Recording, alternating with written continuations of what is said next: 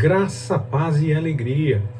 A porção de hoje, recomendada para a leitura da Bíblia em um ano no plano sequencial, é 2 Pedro, do capítulo 1 ao capítulo 3. Esta carta fornece instruções e exortações do apóstolo Pedro à medida que ele se aproxima do final da sua vida. Capítulo 1, versículo 1 e versículos de 12 a 15 nos revelam isso. De acordo com uma antiga tradição da igreja, Pedro foi martirizado em Roma, durante o governo de Nero ainda. Se essa tradição é confiável, então a sua morte ocorreu antes de 68 depois de Cristo, pois nessa data Nero teria morrido. Então, se ele morreu durante a perseguição ainda, durante o governo ainda de Nero, ele morreu antes dessa data de 68 depois de Cristo. Os estudiosos conservadores sustentam que Pedro escreveu as duas epístolas que são atribuídas a ele, o apóstolo mesmo. Há algumas referências em 2 Pedro que indicam a autoria desse apóstolo. Ele se identifica como Simão Pedro, capítulo 1, versículo 1. Ele alega ter estado com Cristo no Monte da Transfiguração, capítulo 1, versículos 16 a 18.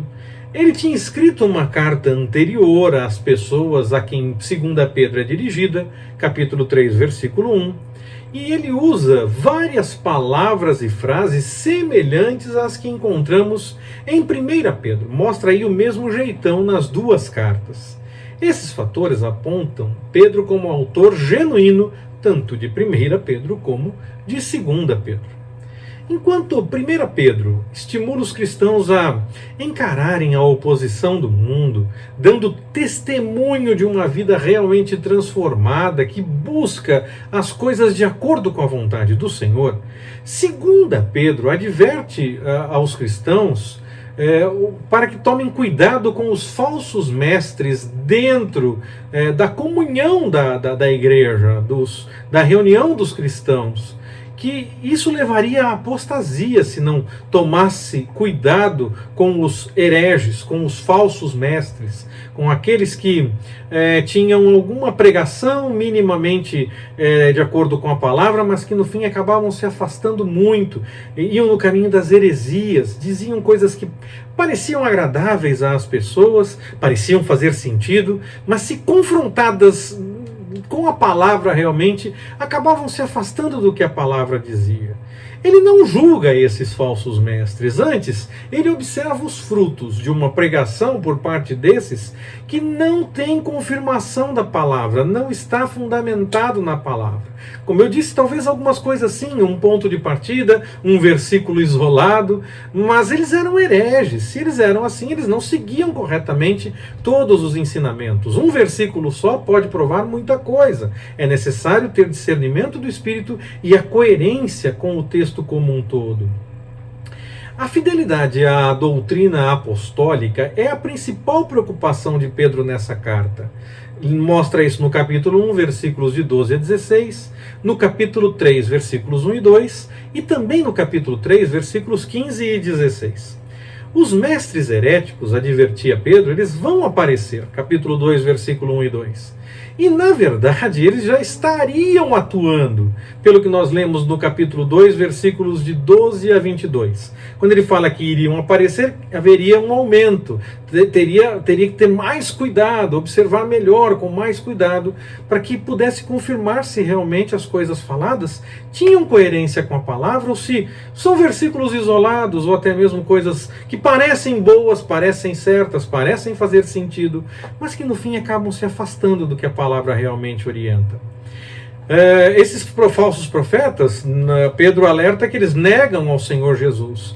Alguns talvez não neguem dizendo que não confiam ou não acreditam em Jesus, mas negam porque mudam a mensagem. Alguns muitas vezes negam de forma sutil e não necessariamente com a própria fala. Alguns sim, alguns até negam algumas coisas que Jesus fez naqueles dias, essas características desses que negavam ao Senhor Jesus, exibiam um estilo de vida sensual, estavam destinados à destruição, é claro, ridicularizavam a ideia da volta do Senhor Jesus.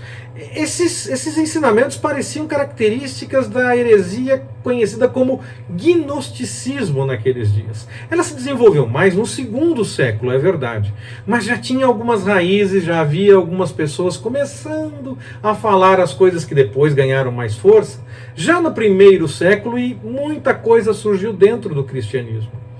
E esse exemplo de tomar cuidado com o que realmente é pregado, ver se há coerência com a palavra, se há coerência com o todo da palavra realmente, serve para nós também, serve para outras situações, não apenas nessas que Pedro alerta a respeito de negar ao Senhor Jesus ou outras coisas nesse sentido. Os gnósticos negavam que ele teria vindo na carne, negavam algumas coisas a respeito da morte de Jesus e essa coisa toda. Eu já recomendei que se pesquise a respeito do gnosticismo, porque muitas coisas do que nós lemos no Novo Testamento são resposta a esse movimento que começava a surgir dentro do cristianismo. E o Espírito Santo já orientou para que pudesse tomar cuidado. E esse exemplo serve para outros tantos assuntos, outras tantas heresias, outras tantas formas de parecer a coisa certa, mas na verdade está bem distante da palavra do Senhor. Não basta simplesmente dizer que é cristão, é necessário ter coerência no testemunho. Não é suficiente apenas falar de Deus, ou pelo menos falar de Deus. Se continua no caminho da porta larga, não é o suficiente. Nós temos que realmente tomar cuidado com isso, para não alargar o caminho, porque na verdade nós vamos alargar apenas na nossa vontade, no nosso entendimento. O caminho vai continuar estreito, a porta vai continuar estreita, e nós é que estaremos nos afastando dessa porta verdadeira da palavra do Senhor. Algumas coisas podem até parecer certas, pode até parecer fazer sentido, parecer lógico, até agradar as pessoas, mas muitas vezes o testemunho não confirma que há o cristianismo envolvido nessa história, que há uma vida transformada pelo Senhor Jesus. Ou até mesmo a pregação não encontra eco na Bíblia de forma completa. Às vezes, em alguns pontos, e às vezes nem isso. Nós temos que tomar muito cuidado com relação a isso. É uma orientação do Novo Testamento que nós observemos realmente se a palavra está sendo pregada do jeito que a Bíblia orienta, do jeito que a Bíblia ensina, do jeito que a palavra é apresentada. Por isso é importante fazer a leitura da Bíblia, porque às vezes as pessoas fazem interpretações erradas e passam para frente ensinamentos errados. Outros falam de maldade mesmo, para enganar deliberadamente.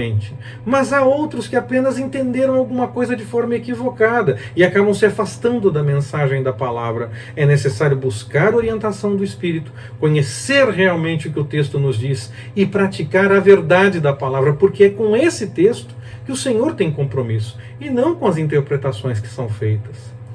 Pedro, evidentemente, tem uma comunidade específica em mente quando escreve esse texto, pelo que nós vimos no capítulo 3, versículo 15 dessa carta. Se essa comunidade for a mesma que ele escreveu o texto de 1 Pedro, lá no capítulo 3, versículo 1, ele diz qual é a quem é destinado esse texto lá em 1 Pedro. Eu acredito que sim, que seja o mesmo grupo que ele está escrevendo para o mesmo grupo. Então essa carta seria direcionada aos cristãos, muitos, e talvez a maioria, judeus que já tinham aceitado a mensagem do Evangelho e reconhecido Jesus como Messias profetizado, e talvez mais alguns gentios, mas possivelmente mais judeus do que gentios nesse grupo, e esses cristãos estariam em algum lugar da Ásia Menor. Foi para esse grupo que Pedro escreveu o texto, possivelmente. Eu acredito que ele escreveu tanto 1 Pedro como 2 Pedro para o mesmo grupo. A carta começa, lá no capítulo 1 já, com o tema de cultivar a maturidade cristã. Isso dos versículos 2 a 11 do capítulo 1, e ele retoma no capítulo 3, versículos de 14 a 18.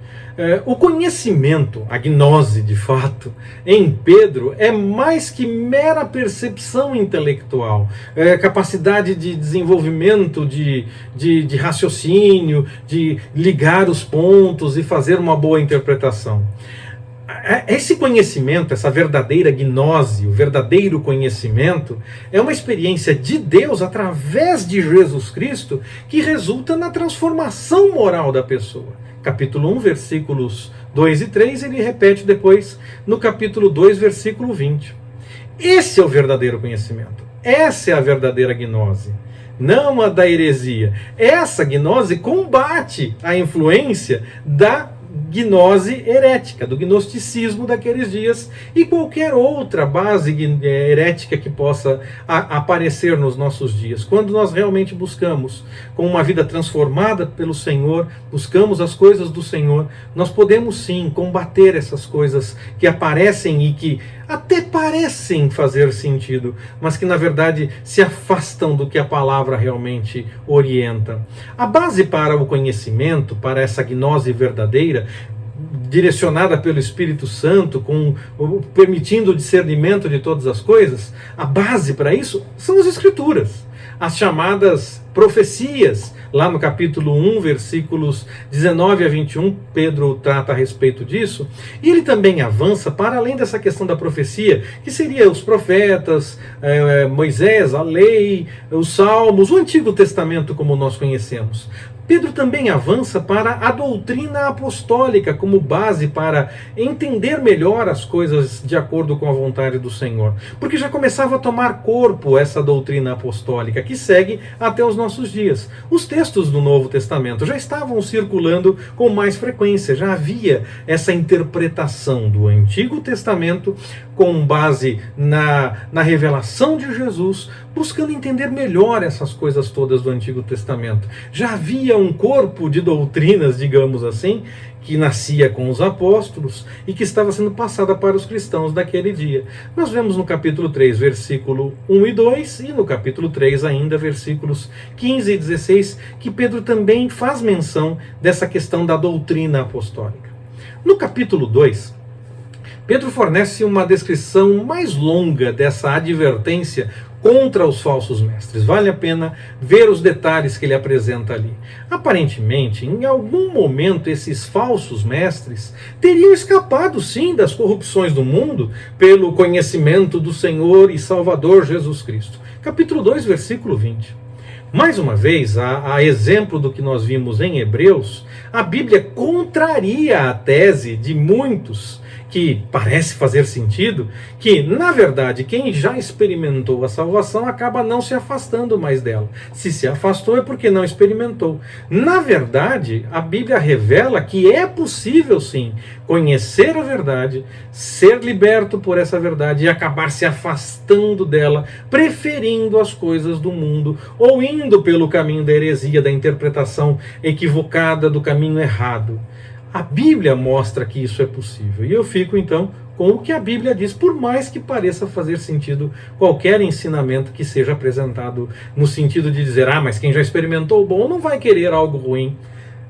Faz sentido, mas a Bíblia diz que é possível. Até para que possa nascer de dentro de alguma ideia cristã para tentar enganar. É preciso ter algum conhecimento, saber alguma coisa. Então esses já experimentaram sim alguma coisa e começam a desvirtuar o entendimento, a ir por um caminho da heresia, a ir pelo caminho errado a respeito de determinadas interpretações.